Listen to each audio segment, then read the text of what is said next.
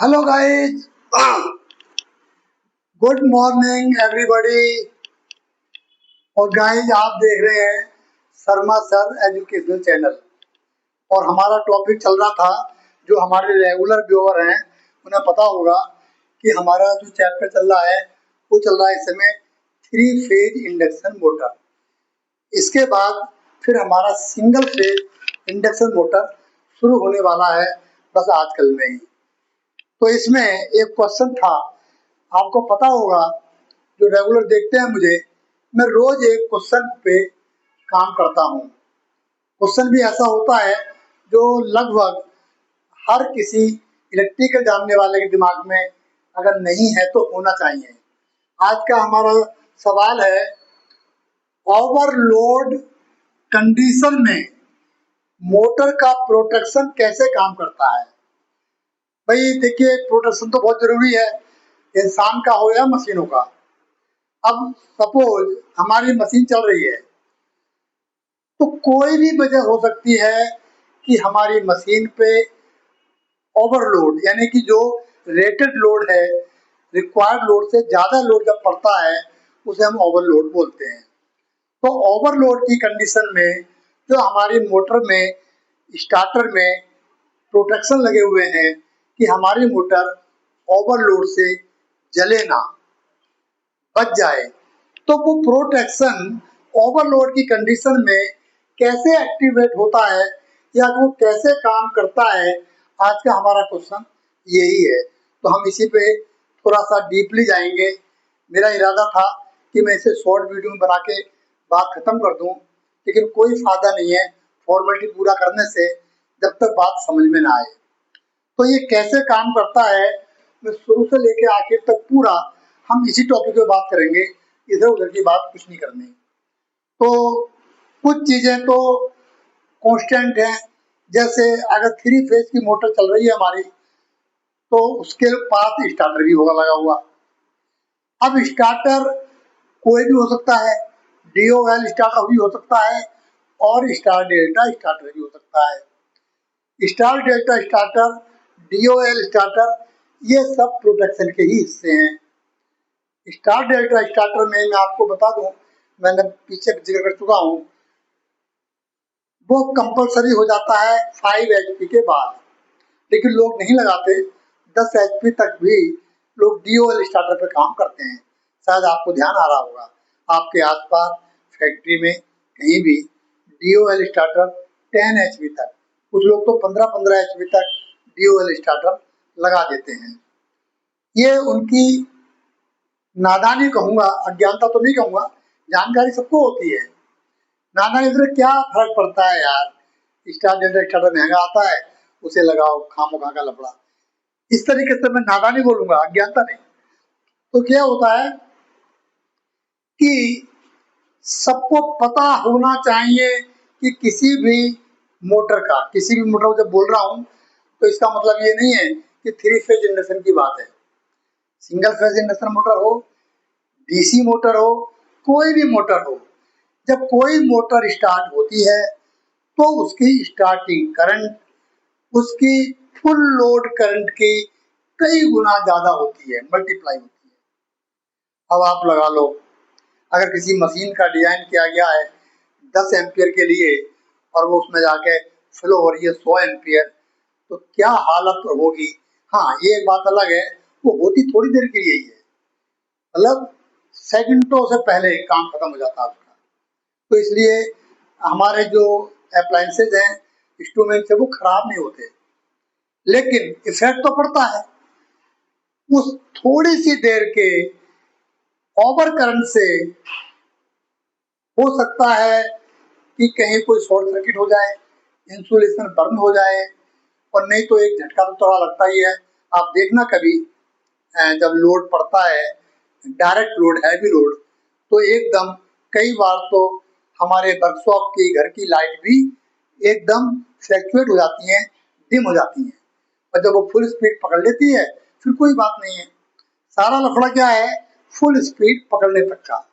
अगर हम three phase induction की बात करें तो इसमें सिंक्रोनस स्पीड होती है। जब मोटर चलती है तो जो रोटेटिंग मैग्नेटिक फ्लक्स है वो तो रोटेट कर रहा है, लेकिन रोटर तो हमारा खड़ा हुआ है बिल्कुल।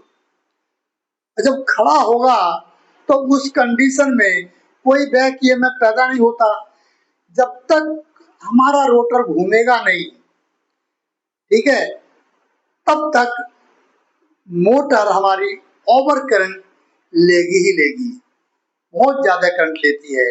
इसलिए रोटर को हम सिंक्रोनस स्पीड तक तो नहीं घुमा सकते, लेकिन फिर भी किसी हद तक जब वो घूम जाती है तो उसमें एक बैक ईएमएफ पैदा होता है। किसके अंदर? रोटर के अंदर। और जिसकी वजह से रोटर घूमने लगता है और उस फ्लक्स के साथ साथ घूमने की कोशिश करता है, ठीक है।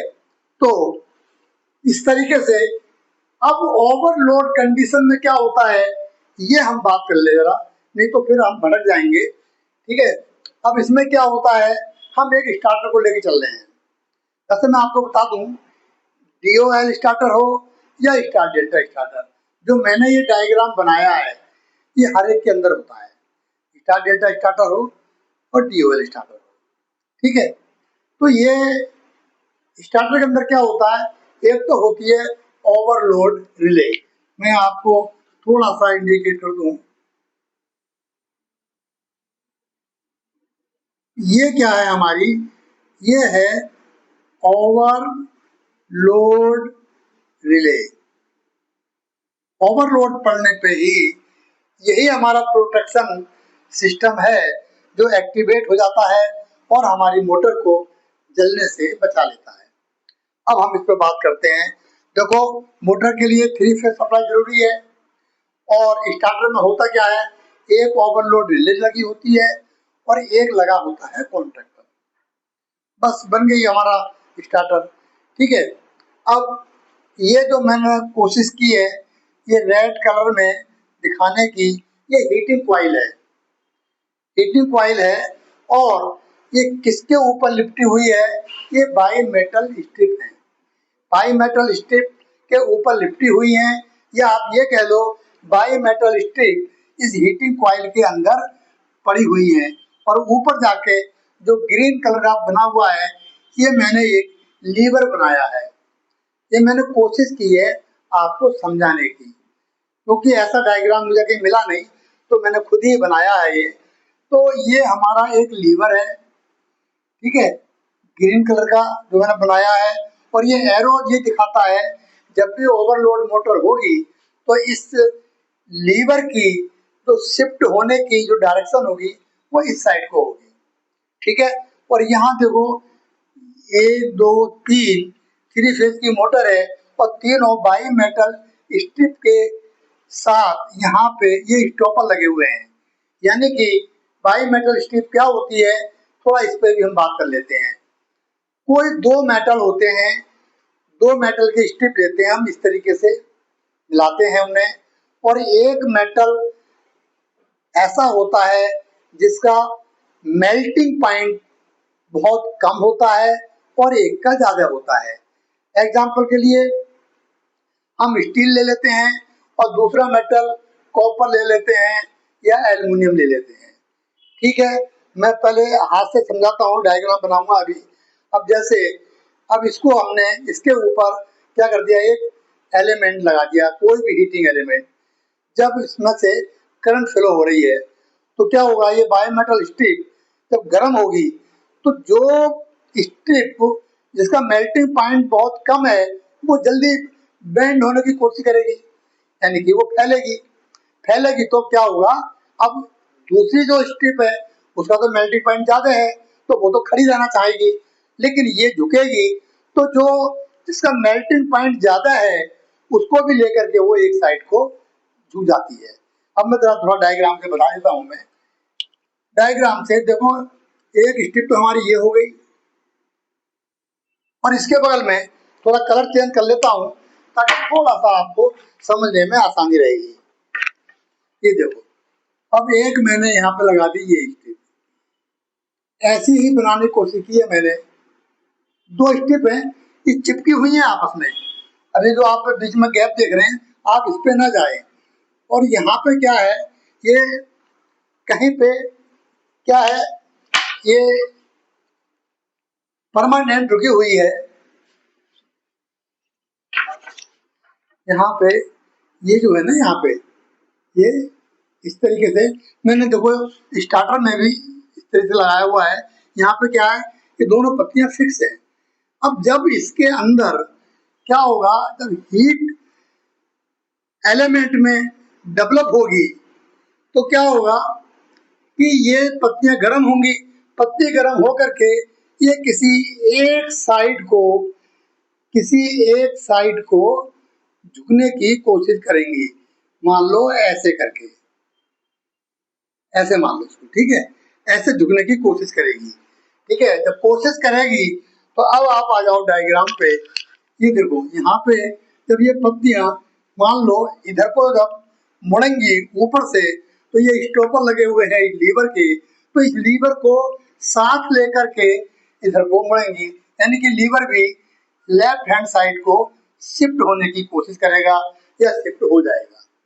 यहाँ पे एक लगा हुआ है रिले का स्विच है, जो एनसी पॉइंट बना हुआ होता है नॉर्मली, लेकिन ओवरलोड कंडीशन में जब बाईमेटल स्ट्रिप इसे धक्का देती हैं लेफ्ट हैंड साइड को, तो आप देख रहे हैं यहाँ पे ये एनसी पॉइंट क्या बन जाता है, फिर ये एनओ हो जाता है। यानी कि एनओ होने का मतलब है अब ये आगे सप्लाई नहीं जाएगी। थोड़ी सी ये गलती होगी हमसे, हम पहले इसके बारे में थोड़ा आपको बता देते तो ज्यादा बढ़िया रहता। ये हमारी R/B 3 सप्लाई होती है और ये बना हुआ है यहाँ पे कॉन्ट्रैक्टर, ठीक है, और ये देखो यहाँ से तीनों फेज इस एलिमेंट जो हीटिंग एलिमेंट है इससे होता हुआ इस कॉन्ट्रैक्टर के लिए आया है। मैंने कहा था ना, हर स्टार्टर के अंदर एक कॉन्ट्रैक्टर होता है और एक ओवरलोड रिले होती है। तो ये देखो इस कॉन्ट्रैक्टर के पॉइंट पे आ गया है, और जो आउटपुट है उसमें हमारी लगी हुई है मोटर। ये जो बनी हुई है A1 A2, ये इसकी इनर्जेटिक कॉइल है, मैग्नेटिक कॉइल बोलो या ना। तो ये जब इसको बाई जो फेज है हमारा A2 को डायरेक्ट दे दिया हमने, और जो A1 को फेज मिला है वो रिले के स्विच से होता हुआ यहाँ आया है। मैंने कहा ना, नॉर्मल कंडीशन में जो स्विच है ये हमारा रिले का, ये एनसी होता है, नॉर्मली कनेक्ट होता है। अब अगर इसे एक फेज ना मिले तो ये कॉन्टैक्ट हमारा ऑफ हो जाएगा, ऐसी बात है। तो क्या होता है कि जैसे ही मोटर में ओवरलोड कंडीशन में जो नॉर्मल करंट होती है उस पूरे सर्किट के अंदर वो करंट हाई हो जाती है, करंट बढ़ जाती है। और जब करंट बढ़ेगी तो ये जो हीटिंग एलिमेंट लगे हुए हैं इनमें हीट पैदा होती है, और उस हीट की वजह से जो बाई मेटल स्ट्रिप हैं इसके अंदर लगी हुई हैं वो एक साइड को बेंड हो जाती हैं, राइट, बेंड होती हैं। तो ये जो लीवर लगा हुआ है ये भी इधर को शिफ्ट हो जाएगा और यहाँ से इसका संपर्क टूट जाएगा और ये हमारा बन जाएगा एनओ। अब इसे बाई वाला जो फेज है वो तो डायरेक्ट मिल रहा है, लेकिन वी फेज A1 को जो जा रहा है इसको सप्लाई बंद हो जाएगी। अब जब सप्लाई बंद होगी तो क्या होगा, हमारा कॉन्ट्रैक्टर ऑफ हो जाएगा। आप देख रहे हैं ये भी एनर्जेटिक कॉइल है, जब सप्लाई नहीं मिलेगी तो ये 1 2 तीनों पॉइंट हमारे इसको छूट जाएंगे और इसको तीनों को एनओ कंडीशन में आ जाएंगे, यानी कि मोटर को सप्लाई हमारी बंद हो जाएगी, राइट। तो यही है ओवरलोड कंडीशन में मोटर का प्रोटेक्शन कैसे काम करता है। तो यही हमारा प्रोटेक्शन सिस्टम लगा हुआ है, ये एक्टिवेट होता है और इसी को ट्रिप होना बोलते हैं कि भाई हमारा स्टार्टर ट्रिप हो गया, ठीक है, या मोटर ट्रिप हो गई। इसी सिस्टम को हम ट्रिप होना बोलते हैं।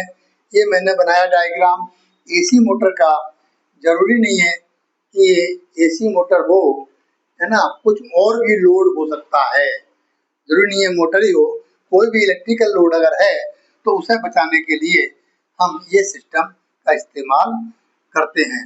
वो हर स्टार्टर के अंदर ये लगा होता है। तो हम कोई ज़्यादा बड़ा टॉपिक नहीं था हमारा, लेकिन ये ओवरलोड रिले का आपको स्टडी करनी जरूरी थी और मुझे ये बताना भी जरूरी था।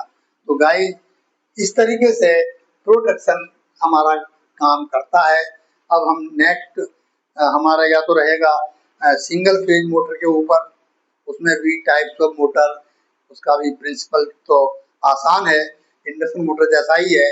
उसमें एक चीज है, थ्री फेज मोटर के अंदर, थ्री फेज इंडक्शन मोटर में सेल्फ स्टार्ट के लिए हमें कुछ करना नहीं पड़ता। वो जो तीनों फेज हैं उनकी वजह से उसमें क्या होता है, एक रोटेटिंग मैग्नेटिक फील्ड पैदा होता है और हमारी मोटर घूमने लगती है। लेकिन सिंगल फेज में यही एक चैलेंज है कि उसके अंदर रोटेटिंग मैग्नेटिक फील्ड कैसे पैदा करें, क्योंकि उसमें तो एक ही फेज है। तो उस पर हम बात करेंगे और बहुत ही इंटरेस्टिंग हमारा वो चैप्टर होने वाला है। ऐसी चीज़ों से इंसान ज़्यादा सीखता है। कौन कौन से तरीके हैं जो हमारी single phase motor self start हो जाती है। सेल्फ स्टार्ट वो होती नहीं है, हमें बनानी पड़ती है। तो कौन कौन से तरीके हैं, कौन कौन से साधन हैं जिसकी वजह से हम उसे सेल्फ स्टार्ट बना सकते हैं। तो गाइस अब आप इंतजार करें सिंगल फेज चैप्टर शुरू होने का। आज कल में हमारा चैप्टर शुरू हो जाएगा। तब तक आप लोग खुश रहें, मस्त रहें। तब तक हम आपसे विदा लेते हैं। नमस्कार।